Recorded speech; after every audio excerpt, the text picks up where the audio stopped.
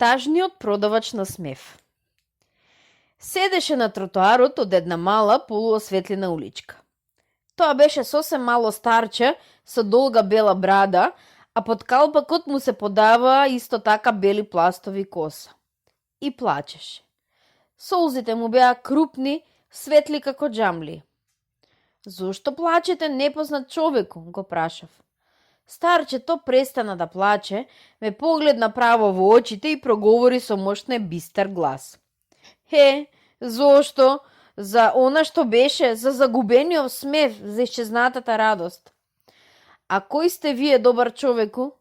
Јас, се чукна по градите, зар не ме знаете? Не. Имате право, рече. Мене познаваат сите деца, а вие не сте дете. Вистина ве познаваат? Од каде? Се зачудив. Јас сум нивниот пријател, шумскиот дух, рибецал, бестрашниот ловец, доброто џуџе, но да не ги редам сите мои имиња. Јас сум познатиот артист од куклениот театар. Да, сега веќе знам кој сте и што сте. Тогаш тој почна да ми ја раскажува својата историја. Мојот ден почнуваше со гласна труба, а завршуваше со ракоплескање. Ајде, Рицебале, дојдоа децата, исчешлај си ја брадата, измазни си ги мустаките, намести си го калпакот. Почнуваме. Тоа беше гласот на мојот Стопан и јас го слушав и ги исполнував сите негови заповеди, заради децата. Но вие не знаете што е тоа радост, што е тоа смев. Само што ќе се појавев на сцената, децата веднаш грамнуваа. Дојде нашиот пријател, здраво Рицебале, здраво ловче, ура, вика и се смеја. Мојот живот се состоеше во постојано патување од град во град. Сиот мој живот до овој миг. Насекаде ме пречекуваа стотици љубопитни детски погледи, насмеани лица.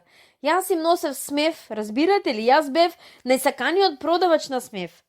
Уште ми се пред очите шарените плакати залепени во многу градови.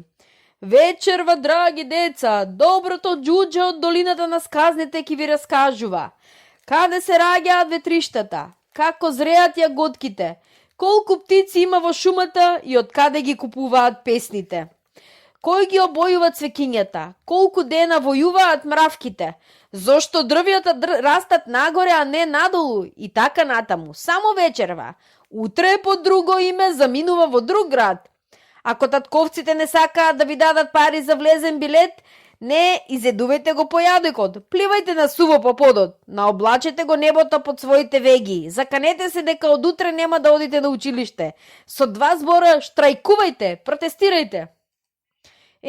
Чудни беа тие реклами, шарени, бучни, весели. Најмалите деца доаѓаа со своите мајки. Оние, ни мали ни големи, со бабите и дедовците. Средните доаѓаа со браќата и сестрите, а големите сами. Сите деца доаѓаа, сите деца се смеја. Тогаш бев млад, весел. Мојот глас звонеше над полната сала како пролетна врбова труба. Јавав на слонови и зебри, се борев со мечки и крокодили, се дружев со лавови елени. Но погледнете ме сега, на што личам? Мои валишта се искинаа, 5 години поминаа, можеби и повеќе откако сум излезен од мојата мајка фабриката за играчки. И од град во град само патував. Додека ми раскажуваше, по улицата се зададе некакво возило, чии фарови беа вперени право во продавачот на смев. Но сега тажен, што седеше на тротоарот. Тогаш добро го видов. Очите му беа полни со оние крупни светли џамли, од една по една му се тракалаа по лицето. И зошто сеја не сте во куклениот театар? Го прашав. Во тоа е сета мака. Сега сум веќе толку стар, на моје место донесоа друг, а мене ми дадоа отказ.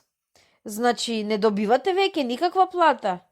Не, ми дадоа малку пензија, ме грабнаа за брадата и ми изфрлија низ прозорецот. Но подобра награда за мене од веселите детски ракоплескања нема.